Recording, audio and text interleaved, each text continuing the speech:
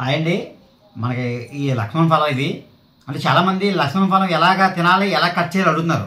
అంటే దానికి పెద్ద ఏం ప్రాసెస్ ఉండదు. నార్మల్గా మన లక్ష్మణ ఫలం ఎలా బాగా ముగ్గిందనుకోండి, మనం నార్మల్గా ఇలా తీసుకుని తినేయచ్చు. చూడండి ఇలా తక్కువ చేస్తారాగా. అదే కొంతమంది పచ్చిది తప్పదు, పండు దొరకలేదు, పచ్చి తినాలి అంటే కొంతమందికి అవసరం అవుతుంది కదండి లక్ష్మణ ఫలం తినాలని. వాళ్ళకి ఏమవుతుందంటే కట్ చేసుకుని జ్యూస్ కింద చేసుకోవడము, సపరేట్ ఏ రకంగా తినాలి. అదే మనకి లక్కీగా పళ్ళు కానీ అవైలబుల్ దొరికింది అనుకోండి, జస్ట్ ఇలా తొక్కలైతే ఇలా వచ్చేస్తాయి.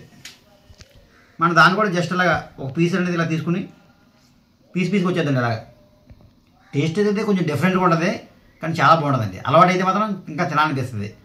మాకైతే లక్కీగా దొరికినాయి. మాకు ఎర్లీ మార్నింగ్ బ్రేక్ఫాస్ట్ ఇదే. ఇప్పుడు ఈ లక్ష్మణ ఫలం ఏమున్నాయంటే ఇవైతే మనకి భీమవరం ఆర్డర్ ఉన్నాయండి. ఈ భీమవరం పంపడం జరుగుతుంది.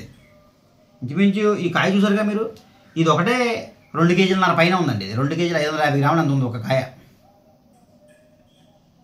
ఒకసారి తిన్నామండి, తినే దీని టేస్ట్ ఎలా అని చెప్తాను మీకు నేను.